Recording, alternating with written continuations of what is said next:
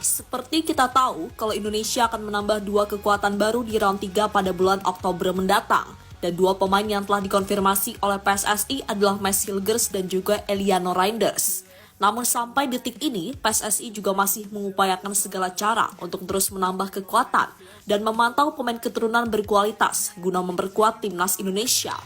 Melihat manuver gila-gilaan dari PSSI, membuat calon lawan timnas macam Bahrain dan Cina mulai waspada. Bahkan mereka semakin was-was saat Roberto Mancini menyebut Indonesia makin garang saat bermain di laga tandang.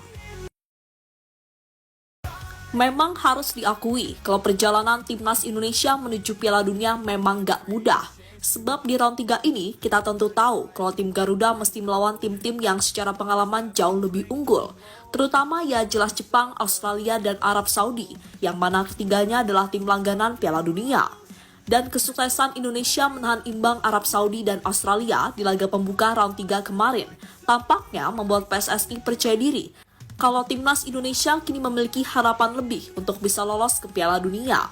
Berbagai persiapan terus dilakukan PSSI agar di bulan Oktober nanti timnas Indonesia bisa meraih hasil maksimal.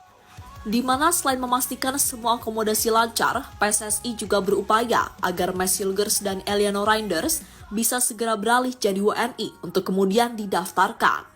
Target meraih 2 kemenangan atas Bahrain ataupun Cina bukanlah hal yang mustahil. Meski di satu sisi 100% itu nggak akan mudah didapat karena pastinya mereka pun juga nggak mau malu di kandang sendiri. Bahrain setelah kena hajar 5-0 dari Jepang pastilah bertekad untuk melakukan apapun buat menang. Dan semua tahu kan kalau tim yang satu ini udah ketahuan kontroversinya gimana. Nggak pemain, nggak supporter, nggak federasinya, semuanya sama aja. Kemudian Cina juga pasti akan melakukan apapun usai 2 laga pertama kalah mulu. Lalu mereka juga nggak mau kena amuk supporter lagi, yang mana itu diperkirakan bakal lebih parah andai mereka nggak bisa menang atas Indonesia, yang secara ranking jauh di bawah.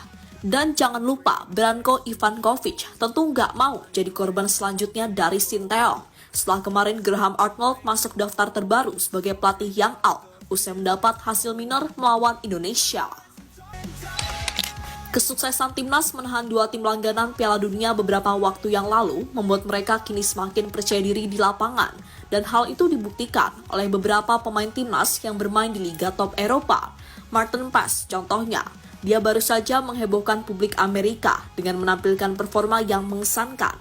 Bahkan save krusialnya saat melawan Los Angeles FC membuat nama Indonesia makin disorot dunia. Selain itu, Tom Haye dan Max Hilgers baru saja melakukan duel di Liga Belanda. Dan keduanya sama-sama menunjukkan performa terbaiknya dan hal itu dibuktikan dengan mendapatkan rating di atas angka 7. Dan terakhir, sang kapten baru timnas, Jaitzes, seperti nggak mau kalah. Bermain di kasta tertinggi Liga Italia atau Serie A, dirinya seperti biasa selalu menampilkan performa yang mengesankan. Dia sangat tenang dan juga cerdas dalam membaca permainan lawan. Bahkan terbaru, Jaitzes baru saja mencatatkan clean sheet dan meraih poin penuh perdana pada musim ini, usai timnya menang dengan skor 2-0. Melihat performa mengesankan dari para penggawa timnas Indonesia, kini mereka semakin percaya diri jelang bertandang ke markas Bahrain dan Cina dalam lanjutan round 3 kualifikasi Piala Dunia 2026. Mancini peringatkan Bahrain dan Cina. Sementara itu, Roberto Mancini seperti memberi isyarat kalau tim seperti Indonesia benar-benar gak bisa diremehkan. Bahkan ia pun kaget, gimana bisa tim semacam ini ada di ranking yang begitu jauh. Nah, bagi Mancini, baik Bahrain ataupun Cina sebenarnya sah-sah saja percaya diri buat mengalahkan Indonesia. Tapi jangan sampai rasa percaya diri itu berubah jadi terkesan meremehkan hanya karena ranking FIFA. Sebab menurutnya, tim Indonesia adalah tim yang sangat sulit dianalisis permainannya. Hal itu lantaran nyaris tiap match, komposisi pemainnya selalu berubah.